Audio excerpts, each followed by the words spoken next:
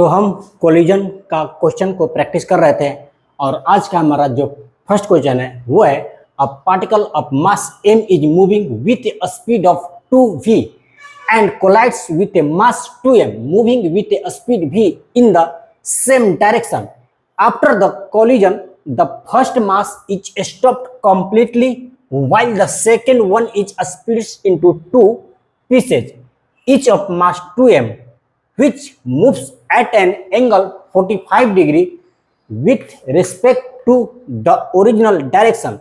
Find the speed of each of the moving particle. इसमें बोल रहा है कि एक पार्टिकल है, चलिए पहले डायग्राम बनाते हैं ना। यस, एक पार्टिकल है जिसकी मास है m और ये 2v स्पीड से मूव कर रहा है, और एक दूसरी पार्टिकल है जिसकी मास 2m है और ये v स्पीड से मूव कर रहा है। दोनों सेम डायरेक्शन मूव कर रहे हैं। देखिए इसकी स्पीड v है और इसकी स्पीड 2 भी है, तो दोनों के बीच कोलिजन तो होगा ना। यस, कोलिजन होगा। तो आफ्टर कोलिजन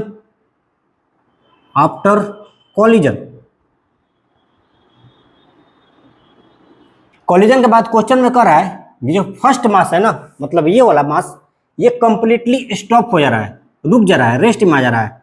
कोलिजन के बाद ये बॉडी रेस्ट में आ जा रही है और ये बॉडी जिसकी मास 2m है ये दो पार्ट्स में टूट जा रही है। ये बॉडी दो पार्ट्स में टूट जा रही है। एक बॉडी इधर मूव कर रही है और एक बॉडी इधर मूव कर रही है, ठीक है ना। सॉरी, ये नहीं टूट रही है ना, सॉरी, ये तो रेस्ट में आ जा रही है। m पार्टिकल तो रेस्ट में आ जा रही है। ये वाला बॉडी टूट रही है जिसकी मास 2m है। तो जिसकी मास 2m है, चलिए इसकी मास 2m है, ये दो पार्ट्स में टूट जा रही है।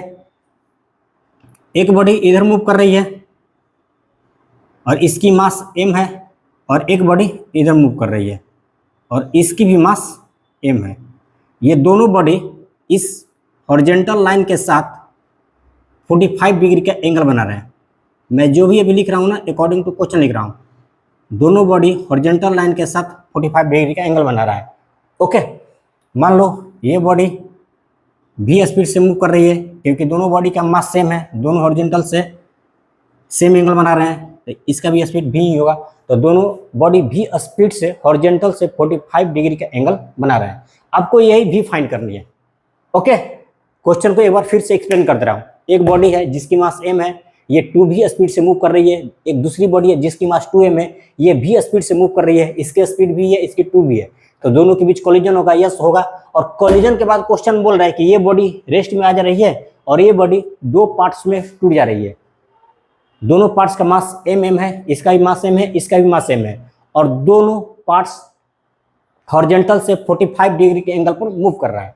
ओके, हमने मान लिया कि दोनों पार्टिकल्स v स्पीड से मूव कर रहे हैं और आपको यही v का वैल्यू फाइंड करना है। ठीक है, चलिए फाइंड करते हैं। तो हमने आपको बताया है, कई बार बताया, हर बार बताता हूं कि चाहे कोलिजन कोई भी हो, इलास्टिक हो, इन इलास्टिक हो, एक चीज तो कॉमन है दोनों में, क्या कि कंजर्वेशन ऑफ लीनियर मोमेंटम।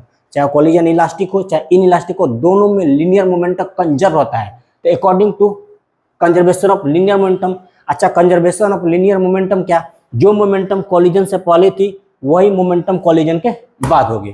तो कोलिजन के पहले कुल कितनी मोमेंटम है, तो लिखेंगे mass into velocity plus mass into velocity 2m into v। Collision के पहले टोटल इतना ही मोमेंटम है, mass into velocity plus mass into velocity, ठीक है, is equal to collision momentum before the collision is equal to momentum after the collision. Collision के बाद total कितनी मोमेंटम है, देखो ये बॉडी तो रेस्ट में आ जा रही है, इनकी स्पीड क्या हो जाएगी, 0 हो जाएगी। ओके, और हम बात कर रहे हैं along x axis. Conservation of momentum कहाँ लगा रहे हैं, अलोंग द एक्स एक्सिस। अच्छा, इस v के दो कंपोनेंट हो गए, एक होंगे इधर v cos थीटा, ठीक है, और इसका भी जो हॉरिजॉन्टल कंपोनेंट होगा ना वो होगा v cos थीटा। मैं हॉरिजॉन्टल कंपोनेंट ही लिख रहा हूं क्योंकि मैं मोमेंटम एक्स एक्सिस के अलोंग ही अप्लाई कर रहा हूं। ओके, अब बाकी अगर लिखना चाहे तो लिख लीजिए। लो, ये होगा v sin थीटा, ये v sin थीटा, और ये क्या हो जाएगा, ये v sin थीटा। लो पूरा। लेकिन हम conservation momentum along x axis apply कर रहे हैं, तो हम वेलोसिटी भी एक्स एक्सिस वाला ही लेंगे, ठीक है ना। तो इसका तो भाई मास इंटू वेलोसिटी 0, क्योंकि ये रेस्ट में है, प्लस इनका लीजिए, पहले तो मास लीजिए, मास कितना m है। अच्छा, हम एक्स एक्सिस के अलोंग मोमेंटम ले रहे हैं, एक एक्सिस के अलोंग कंजर्वेशन मोमेंटम लगा रहे हैं, तो वेलोसिटी भी एक्स एक्सिस वाला ही लेंगे। इनका वेलोसिटी एक्स एक्सिस के अलोंग कितना होगा, तो v cos थीटा लिखेंगे हम, v cos थीटा, ठीक है, प्लस अभी इनका लिए ना हम, अब एक बार इनका लेते हैं, तो पहले लिखते हैं मास इंटू वेलोसिटी, तो इनका वेलोसिटी एक्स एक्सिस के अलोंग क्या है, तो v cos थीटा होगा ना, v cos थीटा, तो v cos थीटा। थीटा के जगह पर अच्छा रहेगा 45 डिग्री ले लीजिए, क्योंकि 45 डिग्री तो क्वेश्चन में दे ही रखा है। ओके, यहाँ पर ले लीजिए 45 डिग्री, ठीक है जी। अब बोलेंगे इसका नहीं लिए, अब इसका कहेगा ले, इसी का तो यही तो दो पार्ट्स में डिवाइड हो गया ना, एक m और एक m, यही तो दो पार्ट में डिवाइड हो गया, तो यहाँ बचा क्या, कुछ भी नहीं।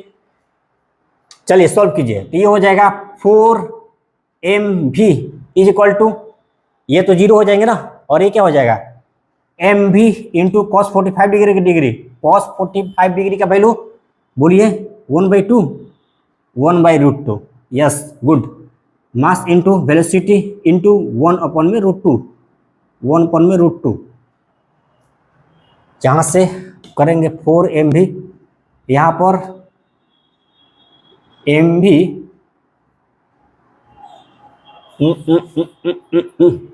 सॉरी, एक चीज हम मिस्टेक कर रहे हैं ना, इनका वेलोसिटी v में है, तो इनका वेलोसिटी हम मान लेते हैं v डैश, सॉरी यहाँ v डैश मान लेते हैं। ओके, सॉरी थोड़ा ध्यान दीजिएगा, इनका वेलोसिटी v है ना, इनका वेलोसिटी v डैश होगा ना जी, इनके बराबर होगा नहीं, इनके बराबर होगा नहीं, v डैश हमने मान लिया v डैश। अब इनके बराबर होगा क्या होगा वो तो देखने के बाद पता चलेगा, लेकिन अभी तो मान लीजिए v डैश है, तो यहाँ भी v डैश लगा दीजिए, यहाँ भी v डैश लगा दीजिए, ठीक है। तो सॉरी, यहाँ v डैश, यहाँ v डैश, ओके, मिस्टेक से हमने इधर भी v लगा दिया था, v डैश हमने मान लिया कि इन दोनों का स्पीड कितना है, तो v डैश है। ओके, तो v डैश, ये v डैश लिखा हुआ है जी, ये v डैश है, तो v डैश कर दीजिए, mv डैश, इनको सोल्व कर जाएंगे तो क्या हो जाएगा 2mv डैश अपन में √2। अच्छा ओके, अब v डैश निकालनी है ना, तो v डैश निकालिए, तो v डैश निकालना है तो ऊपर में हो जाएगा 4mv, ये इधर जाएगा √2 हो जाएगा, और 2m नीचे आ जाएगा, 2m नीचे आ जाएगा, m से m गया, ये 2 बराबर में जाएगा, ठीक है। तो v डैश कितना हो गया 2√2v, v डैश अपना कितना आया 2√2v, मतलब ये दोनों पार्टिकल जो स्प्लिट हुए हैं, इनका जो वेलोसिटी होगा ना वो क्या होगा, तो 2√2v होगा। तो नेक्स्ट क्वेश्चन बोल रहा है, इसमें दो स्टेटमेंट दे रखा है। फर्स्ट स्टेटमेंट ये बोल रहा है कि the two particles moving in the same direction do not loss all their energies in A completely inelastic collision. Second बोल रहा है principle of conservation of momentum holds true for all type of collision. और एक 5 option दे रखा है, आपको बताना है, इस दोनों स्टेटमेंट को पढ़ करके आपको बताना है कि इनमें से कौन सा ऑप्शन सही होगा। ओके, अच्छा फर्स्ट स्टेटमेंट क्या बोल रहा है कि two particles moving in the same direction do not loss their energies, do not loss all their energies in A completely inelastic collision. अच्छा, कंप्लीटली इनइलास्टिक कोलिजन मतलब क्या, कंप्लीटली इनइलास्टिक कोलिजन मतलब दो बॉडीज है m1 और m2, दोनों के बीच completely inelastic collision होती है। इसका मतलब ये कि कोलिजन के बाद दोनों बॉडीज m1 और m2 आपस में सट जाते हैं, ठीक है, और एक साथ मूव करने लग जाते हैं। ओके, ये होती है कंप्लीटली इनइलास्टिक का मतलब। देखो, इनइलास्टिक कोलिजन है तो एनर्जी तो लॉस होगी, क्योंकि इनइलास्टिक कोलिजन में एनर्जी कंजर्व नहीं होता है, मोमेंटम कंजर्व होता है। तो इनइलास्टिक कॉलिजन है तो एनर्जी तो लॉस होगी, लेकिन सारी एनर्जी लॉस नहीं होगी। क्यों?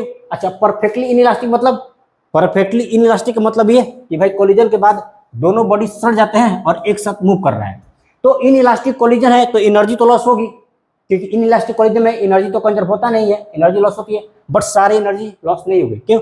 क्योंकि जैसे ही अगर सारी एनर्जी लॉस हो जाएंगे ना, तो ये दोनों एक साथ मूव कैसे करेंगे? स्टॉप कर जाएंगे ना, कॉलिजन के बाद दोनों बॉडी स्टॉप कर जाएंगे। ऐसा होता है क्या? दोनों बॉडी मूव करते हैं, भले साथ साथ मूव करते हैं, एक साथ सड़ जाते हैं और साथ साथ मूव करते हैं, बट करते तो हैं। ऐसा तो नहीं है कि परफेक्टली इनइलास्टिक कोलिजन में दोनों बॉडीज कोलाइड करते हैं और आपस में सटने के बाद वहीं पर रुक जाते हैं। ऐसा तो नहीं होता है भाई। परफेक्टली इनइलास्टिक कोलिजन में दोनों बॉडीज कोलाइड करते हैं और उसके बाद आपस में सट जाते हैं और एक साथ मूव करते हैं। अगर सारे एनर्जी लॉस हो गई होती तो ये एक साथ कैसे मूव करते? नहीं मूव करते ना, स्टॉप हो जाते। तो इतनी तो बात तय है कि ठीक है, एनर्जी लॉस होती है इनइलास्टिक कोलिजन में, लेकिन सारे एनर्जी लॉस नहीं होती है। यही बोल रहा है, two particles moving in the same direction do not lose all their energies in a completely inelastic collision। ठीक है, सारे एनर्जी लॉस नहीं होता है in the completely inelastic collision. Completely inelastic collision मतलब परफेक्टली इनइलास्टिक कोलिजन। तो yes, पहला statement तो सही है, स्टेटमेंट 1 इज ट्रू। पहला स्टेटमेंट तो सही है, पहला स्टेटमेंट क्या है? बिल्कुल सही है भाई। दूसरा बोल रहा है, principle of conservation of momentum holds true for all types of collision. ये तो मैं प्रत्येक क्वेश्चन में आपको बताते आया हूं कि भाई चाहे कोलिजन इलास्टिक हो चाहे इन इलास्टिक हो, दोनों में मोमेंटम कंजर्व रहता है। कोलिजन चाहे इलास्टिक हो चाहे इन इलास्टिक हो, दोनों में मोमेंटम कंजर्व रहता है। यही तो बात बोल रहा है ये कि principle of conservation of momentum holds true for all types of collision. चाहे कोई भी कोलिजन हो, उनमें मोमेंटम कंजर्व होता है। ओके, तो स्टेटमेंट 2 भी ट्रू हो गया, स्टेटमेंट 2 भी ट्रू हो गया। अब ये ऑप्शन पढ़ लीजिए। ऑप्शन नंबर 1 क्या बोल रहा है? Statement 1 is true and statement 2 is true. Statement 1 भी ट्रू है, देखिए, और स्टेटमेंट 2 भी ट्रू है। यस, देखिए, ट्रू है। And statement 2 is the correct explanation of statement 1। Yes, यही ऑप्शन होगा। स्टेटमेंट 1 भी ट्रू है, स्टेटमेंट 2 भी ट्रू है, और statement 2 is the correct explanation of statement 1। Okay, तो यही ऑप्शन होगा आपका, बाकी नहीं होगा ना। Correct option, correct. वैसे तो मोस्ट एप्रोप्रिएट आंसर बता रहा हूं, कौन सा होगा? ऑप्शन 1 होगा। वैसे तो आप देखने जाओ तो ऑप्शन 3 में भी यही है, statement 1 is true, statement 2 is true. Okay, लेकिन ये अधूरा है ना, और इसमें पूरी लिखी हुई है। कौन? स्टेटमेंट 1 में, statement 1 is true and statement 2 is true and statement 1 is the correct explanation of statement 1। Okay, तो यही आपका ऑप्शन होगा, ऑप्शन नंबर 1 सही होगा। ये क्वेश्चन बोल रहा है, a body of mass 2 kg makes an elastic collision with second body at rest and continues to move in the original direction but with 1/4 of its original speed, what is the mass of the second body? इसमें बोल रहा है कि देखो, एक body है, diagram से समझ में आएगा। एक बॉडी है जिसकी मास कितना है? 2 kg है। यस, 2 kg है। ये मान लो कि v वेलोसिटी से मूव कर रही है राइट डायरेक्शन में, और एक दूसरी बॉडी है जो रेस्ट में है। दूसरी बॉडी क्या है? रेस्ट में है। दूसरी बॉडी का मास नहीं दे रखा है क्वेश्चन में, तो हमने मान लिया कि इस बॉडी का मास कैपिटल एम है। ओके, या फिर स्मॉल एम ही मान लो, चलो कैपिटल एम मानो, स्मॉल एम मानो, चलो स्मॉल एम ही, ठीक है। और ये जिसकी मास स्मॉल एम है ना, ये रेस्ट में है, दूसरी बॉडी रेस्ट में है। ओके, तो जब ये बॉडी मूव कर रही है और इसी के डायरेक्शन में ये रेस्ट में है, तो दोनों के बीच कोलिजन होगा ना, ये बॉडी जाकर के इससे टकराएगी। ओके, और कोलिजन के बाद आफ्टर कोलिजन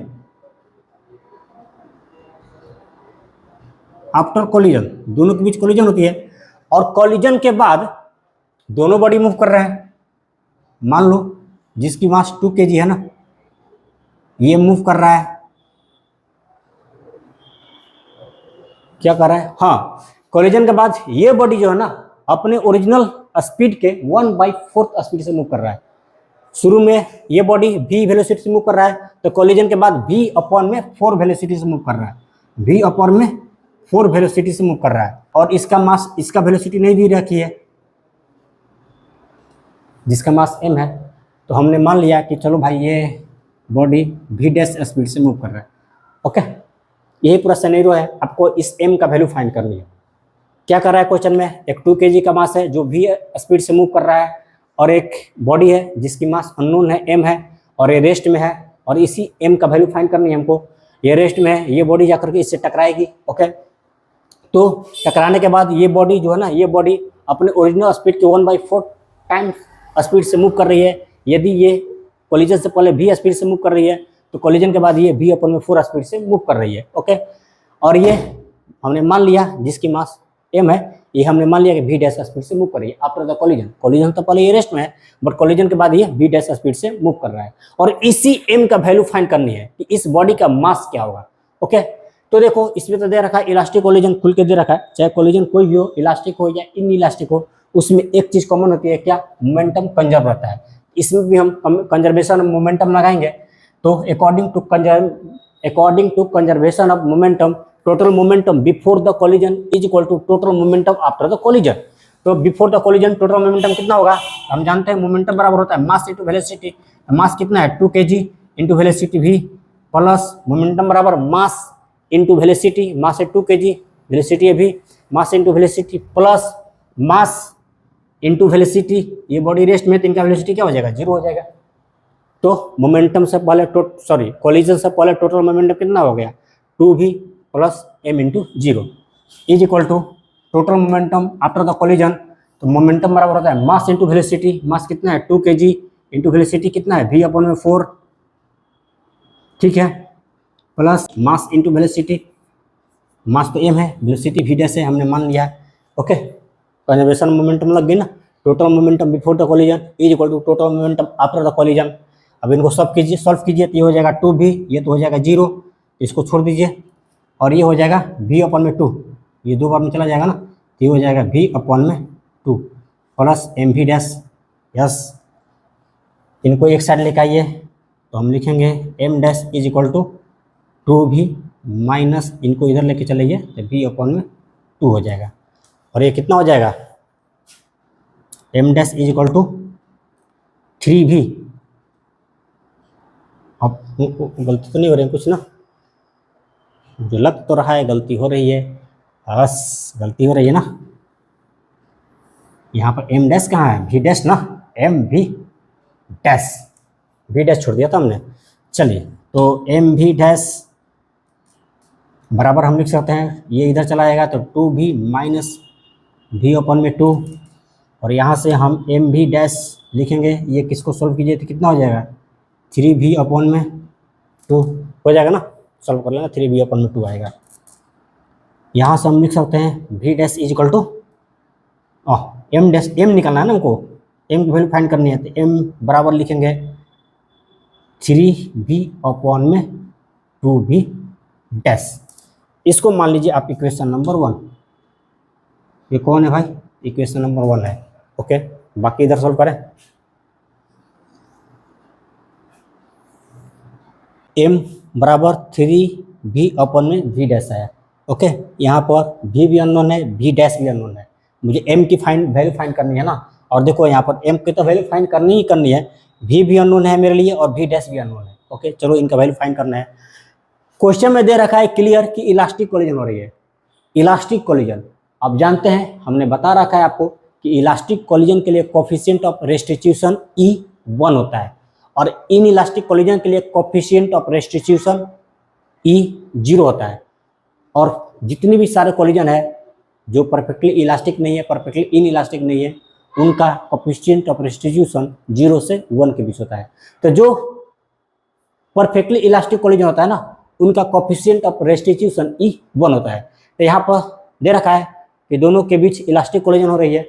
ओके, तो हम मानेंगे कि यस, दोनों के बीच परफेक्टली इलास्टिक कोलिजन हो रही है। और जब दोनों के बीच परफेक्टली इलास्टिक कोलिजन हो रही है, तो ई का वैल्यू क्या हो जाएगा, 1 हो जाएगा। अब जानते हो कोफिशिएंट ऑफ रेस्टिट्यूशन को हम ई से डिनोट करते हैं। ई का फॉर्मूला क्या होता है, ये तो हमने बताया आपको, v2 माइनस v1 अपन में e1 माइनस u2। ठीक है, ई क्या है, कोफिशिएंट ऑफ रेस्टिट्यूशन है। v2 क्या है, तो velocity of this body after the collision. v1 क्या है, तो velocity of this body after the collision. U1 क्या है, U1 is the velocity of this body before the collision, and U2 क्या है, the velocity of this body before the collision. और ये क्या है, कोफिशिएंट ऑफ रेस्टिट्यूशन। और यदि आप में से किसी को भी यदि कोफिशिएंट ऑफ रेस्टिट्यूशन में कोई प्रॉब्लम हो या फिर नहीं जानते हो कि क्या होता है कोफिशिएंट ऑफ रेस्टिट्यूशन, तो please refer my lecture coefficient of restitution. Okay, वहाँ पर आपको अच्छे से समझ में आ जाएगी कि what is the coefficient of restitution. तो मैं चाहूँगा यदि आप नहीं जानते हो तो प्लीज प्लीज प्लीज जाकर पूरा लेक्चर देखिए। तो for elastic collision coefficient of restitution e का वैल्यू 1 होता है, ये सब हमने वहाँ पर बता रखा है। 1 लिख देंगे ई के जगह पर। V2 क्या है, speed of this body after the collision, speed of this body after the collision जो कितना है, V डैश है, तो V2 की जगह पे तो हम V डैश लिखने वाले हैं। माइनस V1 क्या है, तो speed of this body after the collision जो कितना है, V/4, तो V1 के जगह पर लिखने वाले हैं हम V/4। नीचे में क्या है, U1 क्या है, तो velocity of this body before the collision जो कितना है, V है, तो U1 के जगह पर V लिख दीजिए। माइनस U2 क्या है, तो velocity of this body before the collision, yes, और ये तो रेस्ट में ना, कोलिजन से पहले ये रेस्ट में, तो इनका U2 क्या हो जाएगा, 0 हो जाएगा। ओके, और इसको समझने में थोड़ी सी प्रॉब्लम आ रही होगी ना, तो प्लीज़ आपको तो रेफर करना पड़ेगा कोफिशिएंट ऑफ रेस्टिट्यूशन वाला लेक्चर, तब जा करके ये अच्छे से क्लियर हो जाएगी ना। और यदि आप जान रहे होंगे तब तो बहुत अच्छे समझ में आ रही होगी। और चलिए इसको 1 बराबर क्या लिखेंगे, V dash minus V/4 upon में V, क्रॉस मल्टीप्लिकेशन कीजिए तो ये कितना हो जाएगा, ये हो जाएगा V equal to V dash minus V/4। Okay, तो ठीक है, आपको तो चलो एक स्टेप और बढ़ाएं, शायद दिखेगा कि नहीं दिखेगा। यहाँ से मैं V डैश बराबर लिख सकता हूँ, ये इधर चला जाएगा तो ये हो जाएगा 5V/4। ओके, V डैश बराबर क्या रख सकते हैं, 5V/4। और यहाँ से तुम पहले क्या करो, इतना नोट करो, उसके बाद आगे। तो हमारा लास्ट इक्वेशन ये था ना, V dash equal to 5V/4। यहाँ से मैं लिख सकता हूँ, यहाँ से मैं लिख सकता हूँ, क्रॉस मल्टीप्लिकेशन करो एक बार फिर से, 5V equal to 4V dash लिख सकते हैं ना। और यहाँ से मैं लिख सकता हूँ V डैश इक्वल टू, ये इधर आ जाएगा तो ये इधर चल जाएगा, 4/5।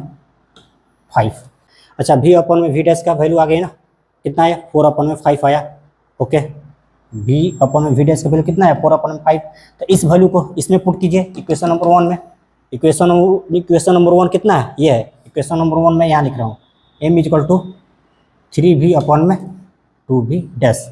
ओके, इसको मिटाइए, तो इस V डैश का वैल्यू यहाँ पर रखिए इस इक्वेशन में, तो लिखिए, तो यहाँ पर लिखिए 3/2 पहले तो हो ही जाएगा, इंटू V डैश के जगह पर क्या लिखेंगे, 4/5, ये चला जाएगा 2 बार में। ठीक है, इस तरह से तुम्हारा M का वैल्यू कितनी आ जाएगी, 6/5 kg। तो इसकी मास कितनी निकल के आई, 6/5 kg। इसको फर्दर तुम सॉल्व करो तो आएगी तुम्हारी 1.2 kg। ठीक है, तो इसकी मास कितनी निकल के आई, तो 1.2 kg। इस क्वेश्चन में बोल रहा है a proton of mass m collides elastically with a particle of unknown mass at rest. After the collision, the proton and the unknown particle are seen moving at an angle of 90 degree with respect to each other. Find the mass of unknown particle. इसमें क्या कर रहा है कि एक proton है, चलो मान लो ये प्रोटॉन है, ये क्या है, प्रोटॉन है जिसकी मास m दे रखा है क्वेश्चन में, ये प्रोटॉन है और इसकी मास m दे रखा है क्वेश्चन में। ओके, और ये मान लो u वेलोसिटी से मूव कर रही है इनिशियली। ओके, और ये कोलाइड कर रही है एक दूसरी पार्टिकल से जिसकी मास अननोन है, और हमने मान लिया कि इस अननोन पार्टिकल का मास कैपिटल M है। यस, ये क्या है, अननोन पार्टिकल है, और ये तो प्रोटॉन है ही। ठीक है, साफ साफ लिख दे रहा हूँ मैं, ये प्रोटॉन है और एक अननोन पार्टिकल है जिसकी मास हमने मान लिया कैपिटल M है। ओके, ये प्रोटॉन इससे कोलाइड कर रहा है। कोलिजन के बाद क्या हो रही है, मैं यहाँ पर लिख रहा हूँ आफ्टर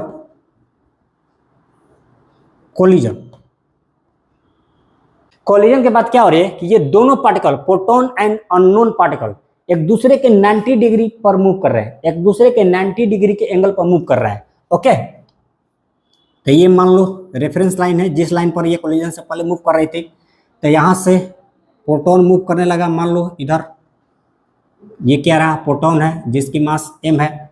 ओके, विथ वेलोसिटी हमने मान लिया कि v1। ओके, और ये है अननोन पार्टिकल जिसकी मास हमने कैपिटल M माना हुआ है। ओके, और ये हमने मान लिया कि v2 स्पीड से मूव करने लगा आफ्टर द कोलिजन। v1 जो है ना हॉरिजॉन्टल से 45 डिग्री के एंगल बना रहा है। ओके, थोड़ा सा v1 को और अच्छे से ड्रॉ करने पड़ेंगे, वरना तुम कहेंगे 30 डिग्री का एंगल बना रहा, तो लगना चाहिए 45 डिग्री ना। चलो अब लग रहा है कि नहीं लग रहा है, ठीक है। ये 45 डिग्री एंगल है, m जो है, अच्छा ये v1 है, ये प्रोटॉन है, ये क्या है, प्रोटॉन है, ये भाई प्रोटॉन है, और ये अननोन पार्टिकल है।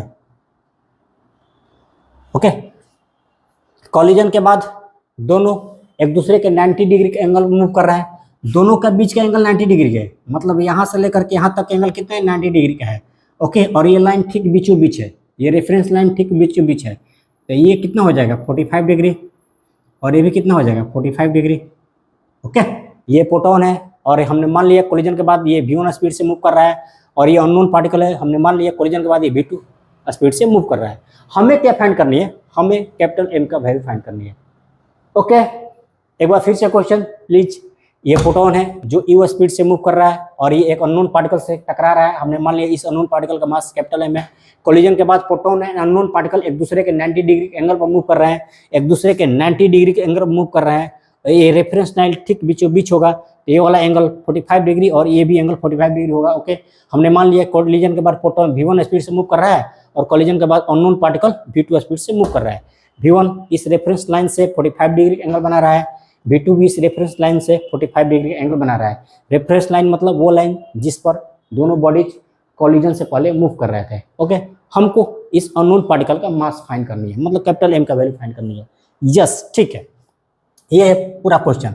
हम जानते हैं ऐसे तो क्वेश्चन में दे रखा है कि भाई इलास्टिक कोलिजन है, तो कोलिजन चाहे इलास्टिक हो चाहे इन इलास्टिक हो, दोनों में मोमेंटम कंजर्व रहता है। ओके, क्योंकि ये 2 डायमेंशनल का केस है, इसलिए हम x एक्सिस और y एक्सिस के अलोंग अलग अलग हम इक्वेशन बनाएंगे। ठीक है, तो पहले हम कंजर्वेशन ऑफ मोमेंटम लगाते हैं। Conservation of momentum along x axis, x axis के अलोंग क्या हो जाएगा, मोमेंटम क्या, अच्छा कंजर्वेशन ऑफ मोमेंटम मतलब आप जानते हो momentum before the collision is equal to momentum after the collision. हम x एक्सिस के अलोंग लगा रहे हैं, तो इसका क्या हो जाएगा, मास इंटू वेलोसिटी, इसका मास m, velocity before the collision u, mass into velocity, plus इसका मास इंटू वेलोसिटी, इसका mass capital M into velocity. अच्छा, ये जो अननोन पार्टिकल है ना रेस्ट में है, ध्यान देना, अननोन पार्टिकल मतलब ये रेस्ट में है, बिफोर द कोलिजन ये रेस्ट में है, ये क्या है, रेस्ट में है बिफोर द कोलिजन। ठीक है, तो इनका वेलोसिटी बिफोर द कोलिजन 0 हो जाएगी, is equal to x axis के अलोंग लेना है ना, तो मास इंटू वेलोसिटी, पहले प्रोटॉन का मास लेते हैं small m into velocity along x axis, क्या हो जाएगा, प्रोटॉन का वेलोसिटी अलोंग x एक्सिस ये हो जाएगा v1 cos 45 डिग्री हो जाएगा ना, लिखिए v1 cos 45 degree plus mass into velocity, mass of unknown particle into velocity of unknown particle along x axis, क्या हो जाएगा, तो ये हो जाएगा v2 cos 45 डिग्री हो जाएगा ना। इस अननोन पार्टिकल का x एक्सिस के अलोंग वेलोसिटी क्या हो गया, v2 cos 45 डिग्री, तो यहाँ पे लिखिए v2 cos 45 डिग्री। ठीक है, ये तो हो जाएगा m u is equal to, ये देखो 0 हो जाएगा, m कैपिटल M इंटू 0 0, और ये कितना हो जाएगा cos 45 डिग्री का वैल्यू 1/√2, लिखो m भी 1/√2 प्लस कैपिटल M भी 2/√2। ठीक है, यहाँ से मैं लिख सकता हूँ √2 को बाहर ले लो, ये हो जाएगा कॉमन ले लो, तो √2m भी कॉमन लेकर के राइट इस साइड लेके आओ, √2 को पहले कॉमन लो फिर इस साइड लेकर चले आओ, ये हो जाएगा √2m u is equal to mv1 plus capital M भी 2। ठीक है, हमने क्या किया है, इस वाले स्टेप में √2 को पहले कॉमन लिया, उसके बाद इस साइड लेकर के चले आए, तो √2 small m into u is equal to mv1 plus capital mv2। इसको मानिए इक्वेशन नंबर 1।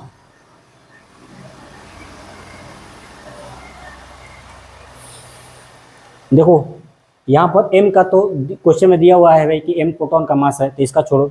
u तो नहीं दिया हुआ क्वेश्चन में, ये हमने अपनी तरफ से माना है। v1 भी क्वेश्चन में नहीं दिया हुआ है, ये हमने अपनी तरफ से माना है। v2 भी हमने अपनी तरफ से माना है। मतलब इस इक्वेशन में 3 अननोन है। और आप जानते हो मैथमेटिक्स से एक रूल है कि जितने अननोन उतने इक्वेशन। यहाँ पर 3 अननोन है ना, तो 3 इक्वेशन भी बनाने पड़ेंगे। तो एक इक्वेशन तो बन गई, दूसरी इक्वेशन बनाने के लिए मुझे स्पेस चाहिए, तो प्लीज इसको राइट डाउन कीजिए, नोट कीजिए। ये था अपना इक्वेशन नंबर 1। इक्वेशन नंबर 1 इसको थोड़ा मैं इधर शिफ्ट कर लेता हूँ, मुझे इसकी जरूरत है इधर। तो इसको मैं लिख दूँ √2 small m into u is equal to small m into v1 plus capital m into v2। ये है इक्वेशन नंबर 1 अपना, ठीक है। इसको मिटा दे रहा हूँ मैं इधर से। हमने इसके पहले ये इक्वेशन कहाँ से आया था, हमने कंजर्वेशन ऑफ मोमेंटम लगाया था एलोंग एक्स एक्सिस। अब हम लगाने जा रहे हैं conservation of momentum along Y axis. Okay, तो चलिए वाई एक्सिस के एलोंग लगाते हैं conservation momentum along Y axis. मैं लिख नहीं रहा हूँ इस लाइन को, अच्छा लिख लो। कंजर्वेशन ऑफ मोमेंटम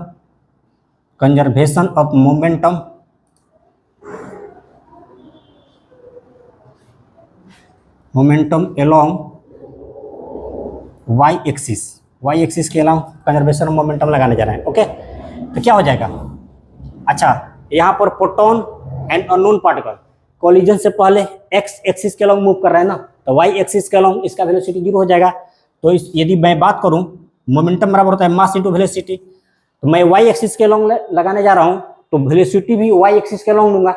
और इनका वाई एक्सिस के अलोंग कोई वेलोसिटी है क्या, क्योंकि ये तो एक्स डायरेक्शन में मूव कर रहे हैं, तो वाई एक्सिस के अलोंग इसका कोई वेलोसिटी नहीं है, कर दीजिए 0 plus mass into velocity.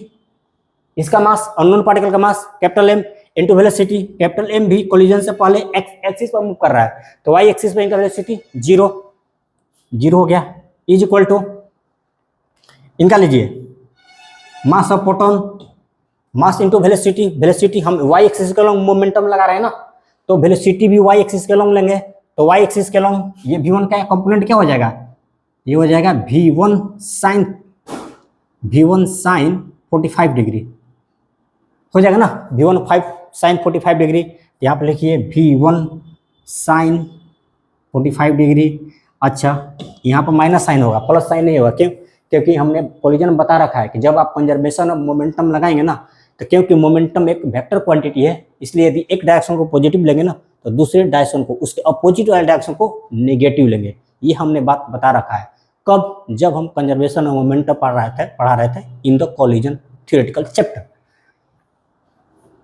Theoretical part में हमने बता रखा है कि, तो हमने यहाँ पर वाई एक्सिस को पॉजिटिव, वाई एक्सिस को पॉजिटिव मान लिया, तो नेगेटिव वाई एक्सिस को नेगेटिव मानेंगे। तो यहाँ पर लिखेंगे mass of this unknown particle into velocity of this unknown particle along y axis, जो कितना हो जाएगा v2। इधर देखो इसका क्या हो जाएगा, v2 का वाई कंपोनेंट, ये हो जाएगा v2 साइन 45 डिग्री। कितना हो जाएगा v2 साइन 45 डिग्री। यस, किसका, v2 का कंपोनेंट। तो देखो v1 sine 45 degree positive x axis के अलोंग है, और v2 sine 45 degree negative x axis के अलोंग है, इसलिए हमने यहाँ पे माइनस साइन लिया है। क्योंकि कंजर्वेशन मोमेंटम लगाते समय यदि एक डायरेक्शन को पॉजिटिव लेंगे ना, उसके ठीक अपोजिट वाले डायरेक्शन को नेगेटिव लेंगे। तो ये वाला पॉजिटिव है, तो इसका अपोजिट डायरेक्शन क्या हो जाएगा, नेगेटिव हो जाएगी, इसलिए यहाँ पर हमने माइनस ले रखा है। तो m v2 साइन 45 डिग्री, ठीक है। ये तो भाई 0 हो जाएगा टोटल, ये 0 कर दीजिए, is equal to m v1 sine 45 degree के वैल्यू 1 में √2 minus m v2 sine 45 degree की वैल्यू 1 में √2, 1 में √2, ठीक है। यहाँ से हम लिख देंगे m v1 में √2 is equal to capital m v2 में √2, इक्वेशन नंबर 2, ठीक है। इक्वेशन नंबर 2 अपना आ गया। ओके, इक्वेशन नंबर 2 आ गया, तो इतना आप नोट कर लीजिए, फिर आगे सोल्व करते हैं। तो देखो इक्वेशन नंबर 1 अपना ये रहा, इक्वेशन नंबर 2 ये रहा। इक्वेशन 1 और 2 को देखो, इक्वेशन 1 में क्या रखा है, क्या दे रखा है, √2mu = mv1 plus capital mv2। यहाँ पर क्या है इक्वेशन 2 में, कैपिटल इक्वेशन 2 में क्या, अच्छा √2 कट जाएगा ना जी, ये √2 कट जाएगा, तो यहाँ से हो जाएगा mv1 = कैपिटल mv2। इसको मानिए इक्वेशन नंबर 2, इसको मानिए इक्वेशन नंबर 2, इसको मानना इक्वेशन नंबर 2। ओके, तो देखो इक्वेशन नंबर 2 में देखो mv1 = कैपिटल mv2 आया, तो यहाँ पर mv1 को सब्स्टिट्यूट कर देते हैं, इस mv1 का वैल्यू यहाँ पर रख देते हैं, इस mv1 का वैल्यू यहाँ पर रख देते हैं। तो चलिए रखिए, तो यहाँ पर लिखेंगे √2mu = mv1 के जगह पर क्या लिख देंगे, mv1 बराबर आया अपना कैपिटल mv2 और प्लस ये तो इक्वेशन में है कैपिटल m × v2। चलिए अब इसकी हमको कोई आवश्यकता नहीं है, इनको मिटा देते हैं हम। यहां से मैं लिखूंगा √2mu = कितना हो जाएगा, 2 कैपिटल mv2 हो जाएगा ना, इन दोनों को जोड़िए तो कितना आएगा, 2 कैपिटल mv2। ओके, ये हो गया इक्वेशन नंबर 3। अब एक और इक्वेशन बनानी पड़ेगी हमको। क्या इक्वेशन बनानी पड़ेगी, हम जानते हैं कि coefficient of restitution for elastic collision 1 होता है। क्वेश्चन में दे रखा है इलास्टिक कोलिजन हो रही है और इलास्टिक कोलिजन के लिए कोफिशिएंट ऑफ रेस्टिट्यूशन 1 होता है।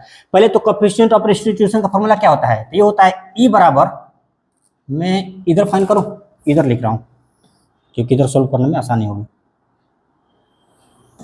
कोफिशिएंट ऑफ रेस्टिट्यूशन E बराबर होता है v2 माइनस v1 अपॉन में e1 माइनस e2। ये तो फॉर्मूला होता है कोफिशिएंट ऑफ रेस्टिट्यूशन का। यहाँ पर E क्या है तो कोफिशिएंट ऑफ रेस्टिट्यूशन है, v2 क्या है तो velocity of this unknown particle, v1 क्या after the collision and v1 क्या है तो velocity of proton after the collision, e1 क्या है velocity of proton before the collision और u2 क्या है तो velocity of this unknown particle before the collision. एक बार फिर से बोल रहा हूँ, v2 क्या है तो velocity of unknown particle after the collision, v1 क्या है velocity of proton after the collision, e1 क्या है तो velocity of proton before the collision, u2 क्या है तो velocity of unknown particle before the collision. Yes, coefficient of restitution. मुझे क्या करनी है, इस कैपिटल M का वैल्यू फाइंड करनी है, इस अननोन पार्टिकल का मास निकालनी है जो कि कैपिटल M है, मुझे कैपिटल M का वैल्यू फाइंड करनी है। ओके, तो जब हम कोफिशिएंट ऑफ रेस्टिट्यूशन का फॉर्मूला लिखेंगे ना तो वेलोसिटी भी इसी डायरेक्शन के अलोंग लेंगे क्योंकि ये 2 डायमेंशनल कोलिजन है ना भाई, ये 2 डायमेंशनल कोलिजन है। ओके, तो क्योंकि हमको कैपिटल M का वैल्यू फाइंड करनी है इसलिए सारे वेलोसिटी भी जब हम कोफिशिएंट ऑफ रेस्टिट्यूशन निकालेंगे तो सारे वेलोसिटी भी इसी एक्सिस के अलोंग लेंगे, इस v2 के अलोंग लेंगे।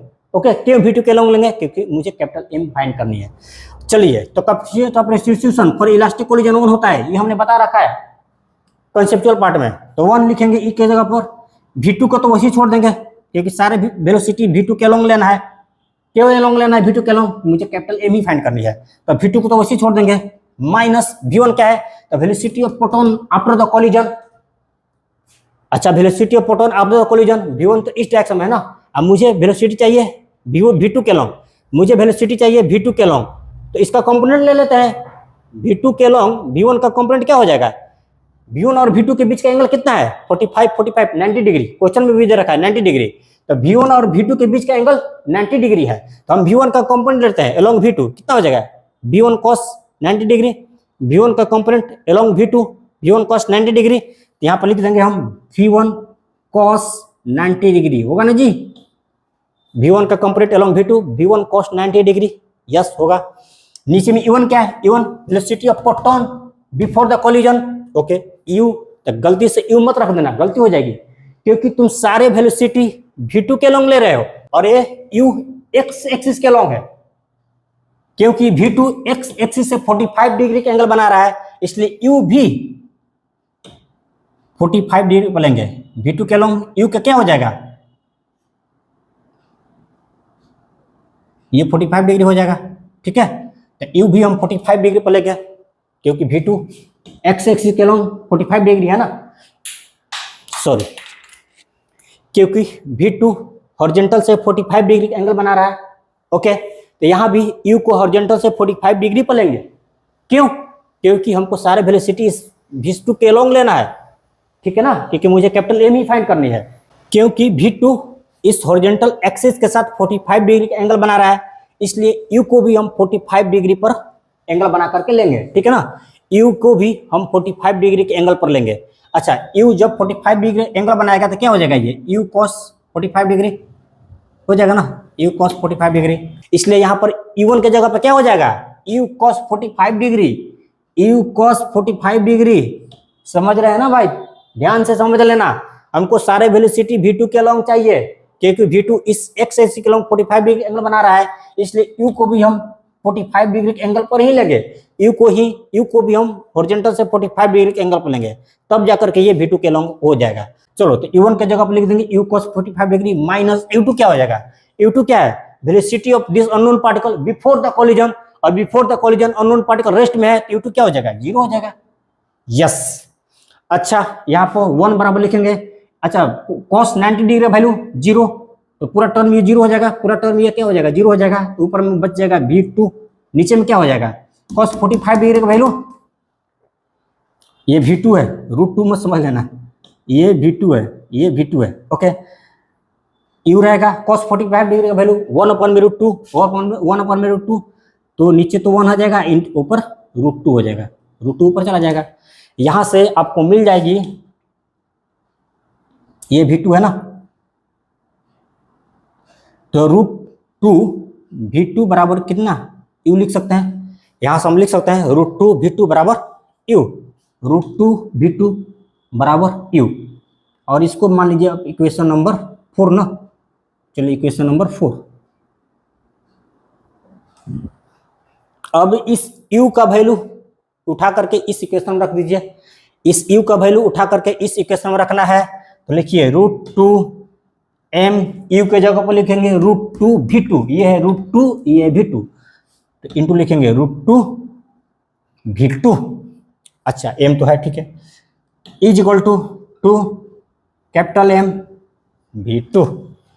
फर्दर सॉल्व कीजिए, √2 इंटू √2 2 हो जाएगा, M तो रहेगा ही, into V2 is equal to 2 capital M V2। अब काट दीजिए, 2 से 2 कट गया और V2 से V2 कट गया ना, तो यहां पर कैपिटल M बराबर क्या आ गई, स्मॉल m।